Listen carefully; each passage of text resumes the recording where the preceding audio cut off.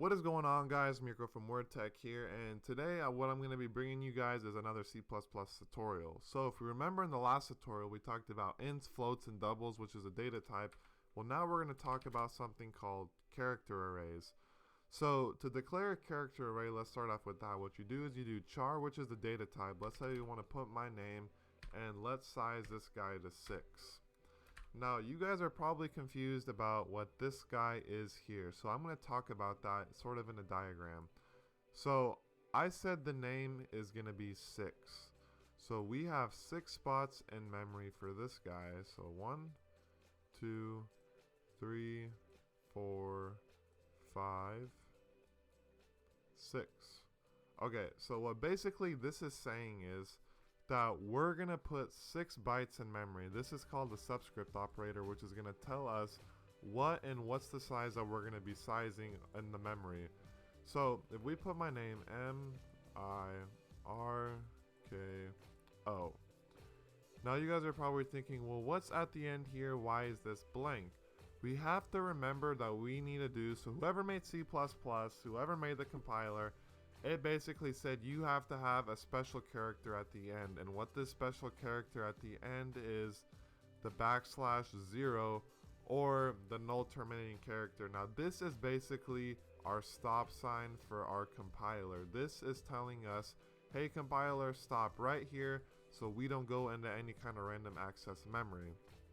So if we draw this out, the thing about characters arrays are that we always start at 0 with our index. So we go 0, 1, 2, 3, 4, and then lastly 5.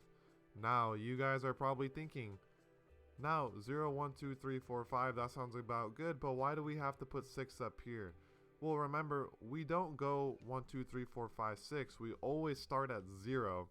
Now, a good thing to remember, good practice is that we want to always remember size minus 1. So, whatever you do, whatever the 6 minus 1, that means you have 5 bytes. So, you can only store something that's worth 5 bytes. So, if we go and we do something like this, and we put my name in here, which we're going to hard code. Whoop.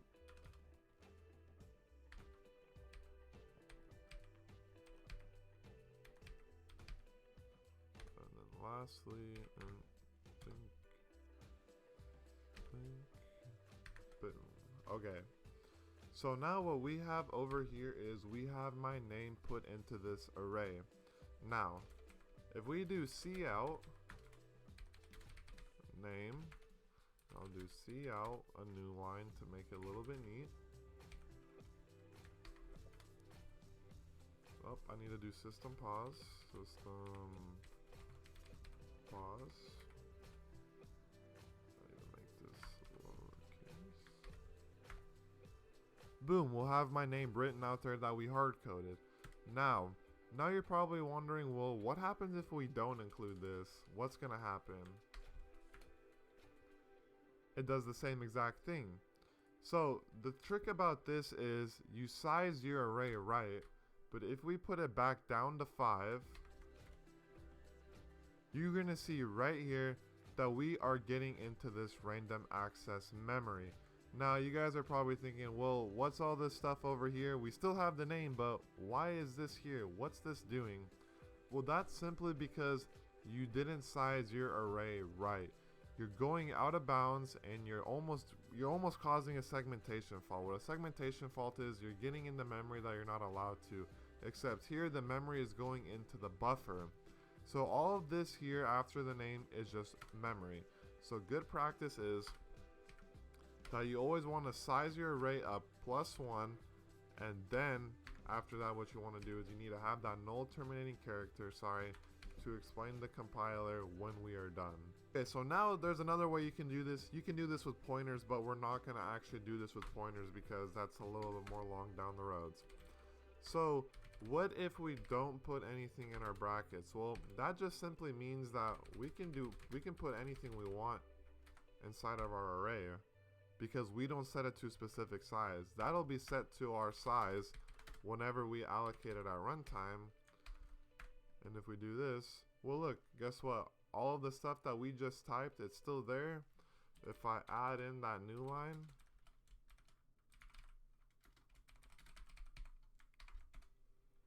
it's still right there. It's exactly what we typed in. Now, what we could do is we're going to write a short, small program that's going to allow us to take in stuff from the user, and we're going to put it back out. So let's say we just set this to 50, right? We're allocating 50 bytes. Now in practice, this isn't good to do. Typically what you would do is you'd have a pointer pointing to this, you know, doing all that stuff. But what we're going to do is cout. We're going to do enter your name. Whoop. Enter your name.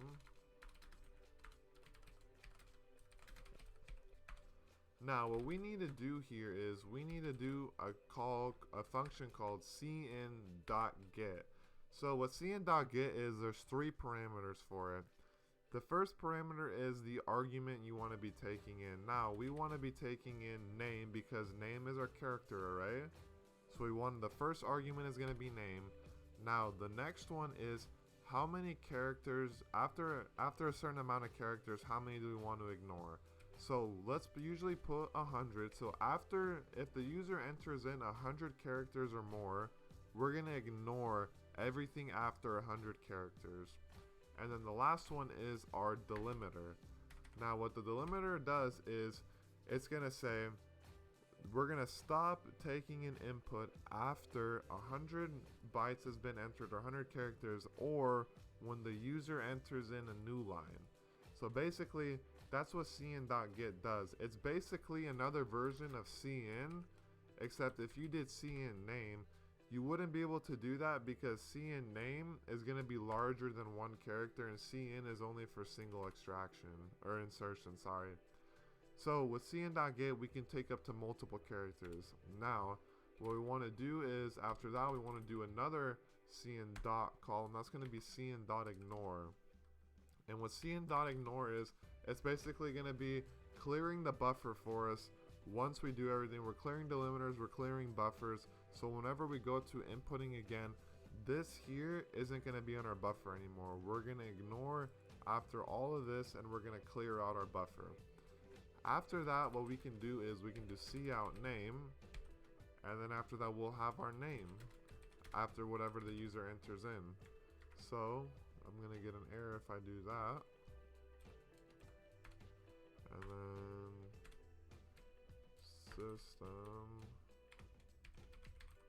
pause. Okay, so enter your name. My name is Mirko, and you see, boom, Mirko.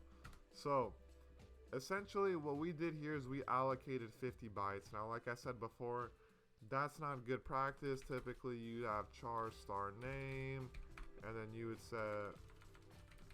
set name equals to name, but that's not what we're going to be doing in this. So I just kind of wanted to go briefly over a thing about character arrays. Now the big thing about C++ is it's not your mom, like my professor says. It's not going to do everything for you. It's not going to clean up your leftover memory. It's not going to allocate memory for you. You have to do this all by yourself. Now that's why C++ is a really low level language, because it can really take use of your hardware.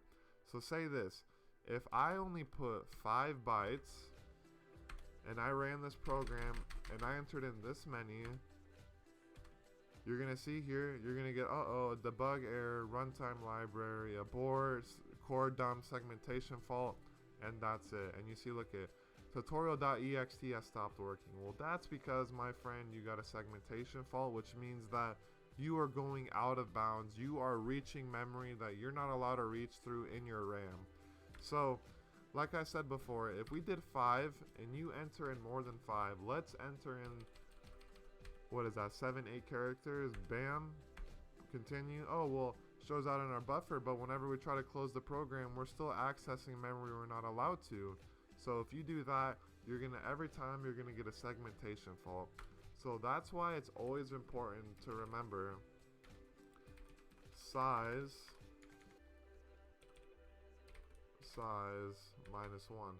Now, if you're taking a basic C++ class, your teacher isn't going to care about if you have memory leaks, but the more and more you advance in the computer science and software engineering, a big thing is memory leaks and runtime error. Now, if you have so many memory leaks and stuff, I had a friend before working on a big project and he had so many memory leaks, he actually ruined the RAM on his computer. You can actually really mess up your computer if you do not delete memory, if you don't deallocate, if you don't do all that stuff. But that's later on for tutorials if I even want to get there. So guys, that is all for this tutorial. It was a pretty easy tutorial just talking about character arrays and sort of stepping through. The big thing about these guys is you guys want to practice and sort of get a vision with a diagram. So guys, that is all for this tutorial. I'm Mirko with WordTech, and I'll see you guys in the next one.